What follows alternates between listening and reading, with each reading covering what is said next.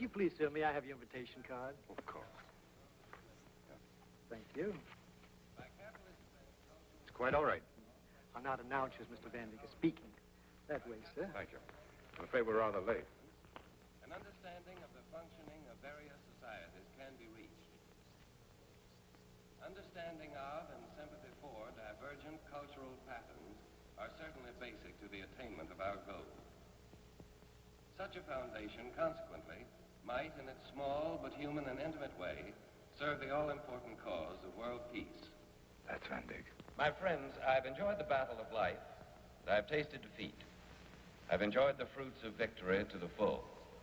But after the dread lesson of the last few years, I think that all of us are a little weary of victories and battles, whether great or small. We want peace. I may assure the Undersecretary and his colleagues from the State Department, I may assure our friends, the delegates of the United Nations, that I am not proposing to take over alone and unaided the functions of their great organization. I can offer only the peace foundation which I have described to you. It will need a home. Mr. Secretary and gentlemen, I ask your joint acceptance of this house and the 3,000 acres of ground surrounding it. The foundation will need funds. I ask your joint acceptance of an endowment fund of $25 million. Thank you.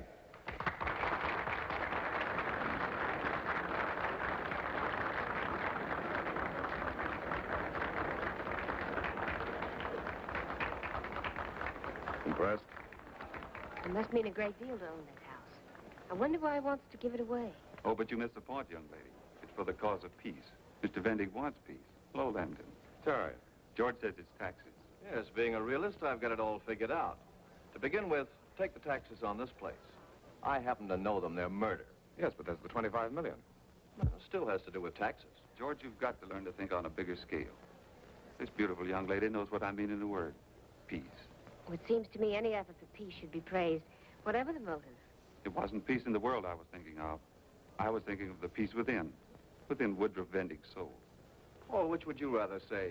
Van Dyck's soul or taxes? Taxes, every time. Besides, if he wanted peace, what are you doing here? Well, you're all talking as though he just died, and we're here to criticize the remains. Van Dyck is still very much alive. If you'd be so good as to step into the study, Mr. Lambton. Mr. Van Dyck's personal request. Yes. This way, sir. I know the way. Yes. Those are the first businessmen I've ever met who are like what businessmen are supposed to be. George told you he was a realist. A realist has to question the motives behind such a big gesture as this tonight. Why? Why not accept it for what it is? A man's hope for the future. Perhaps they know Van Dyck better. Possibly a man can change. I hope you're right. Because if you're not, there's a very grim future in store for this world. Vic, when a man believes in something, and it's a good thing, it's wonderful how his past can become his past. Really. Those men said Van Dyck wanted to save his soul. Perhaps he could, if he had your charity.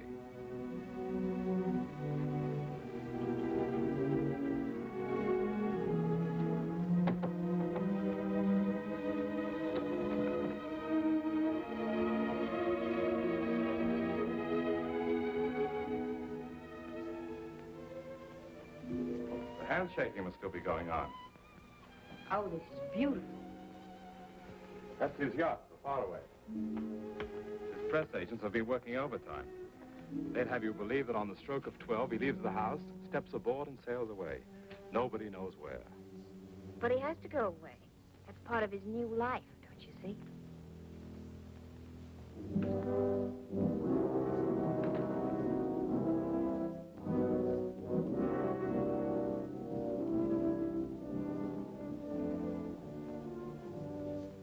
I thought you weren't coming.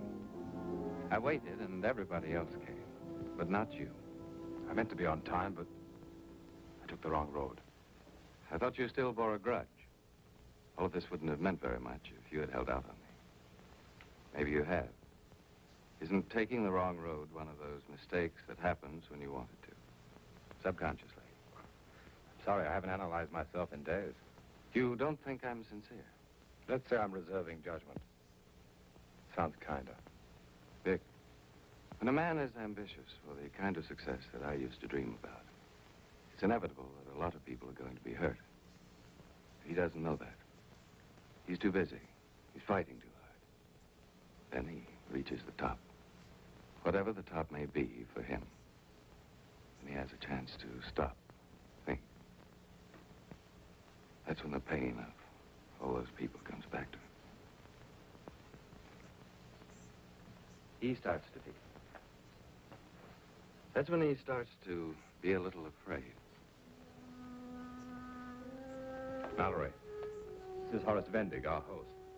Horace, Miss Flagg. How do you do? I'm so glad to meet Vic's oldest friend. Mallory's quite a pianist, Horace. You'd have known her name immediately if you'd been interested in music.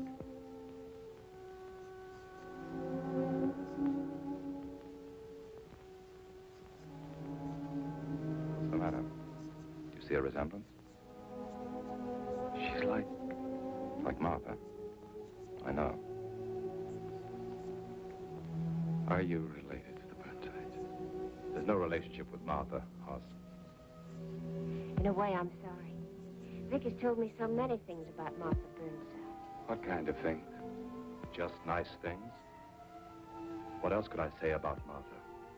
Of course. No, it's funny. I do a great deal of remembering myself. I rarely ever talk about it.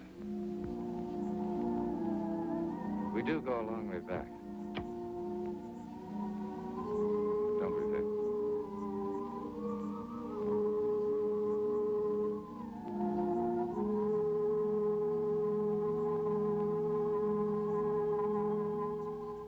Now the moon shines tonight on pretty red wings. The breeze is sighing, the night bird's crying. For a far neath the star, the brave is sleeping. The redwood's weeping, her heart away. Tough paddling. What would you say the current is? 5 miles an hour? 6? About 4. Huh, that's what you say. If you were doing the paddling, all right, I'll paddle. Do it downstream. It's easier. Come on, that's not fair. I gave you best in swimming because you're the best swimmer, and we all know it. But I'm the best with the paddle, and you ought to let me show Martha. I want that paddle. Look out, we'll be getting a bath.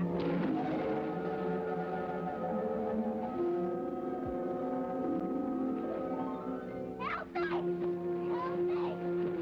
Hurry, Martha! I'll get you! Help me! Hurry!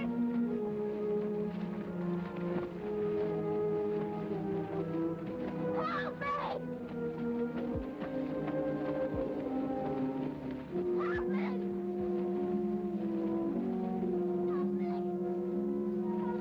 Help me!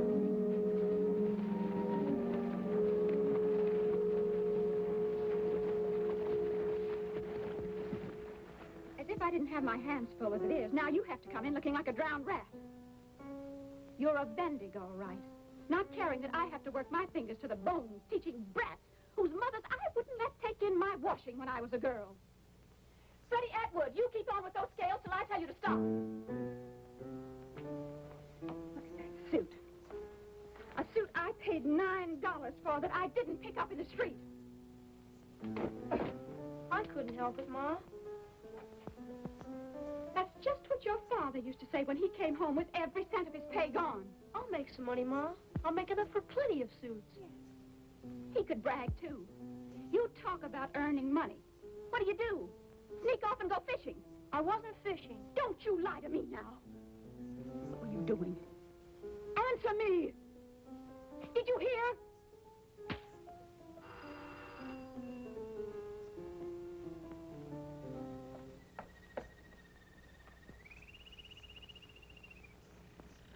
Freddie?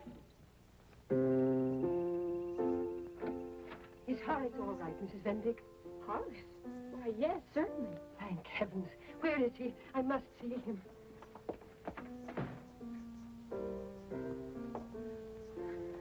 There you are, Horace.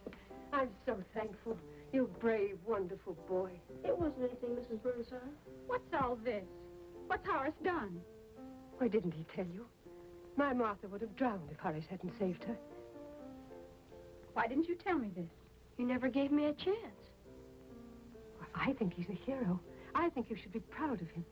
I know that. I don't need anyone to tell me that, Mrs. Burnside. Just thanking him seems so little. Isn't there something you need, Horace? Something we can do for you? Nothing. Nothing at all. Thank you. Well, please let him come to our house tomorrow night for supper. Vic and Martha are going to be there, and some of the other girls and boys. And Mr. Burnside will want to see the boy who saved Martha's life. It's just for children, you know. Sure, I'll come, ma'am. He can't. He has somewhere else to go. But, Ma... Shut up. We've never been good enough for you up until now, Mrs. Burnside. Because of your money, I suppose. Mrs. Fendick. Not good enough, indeed. I'll have you know that before my marriage, I was a Woodruff of Maine. If that means anything to you. That's no way to talk, Ma. Mrs. Burnside don't mean anything like what you think. Thank you, Horace. I know you understand. Goodbye, Mrs. Fendick. I'll try to come, Mrs. Burnside.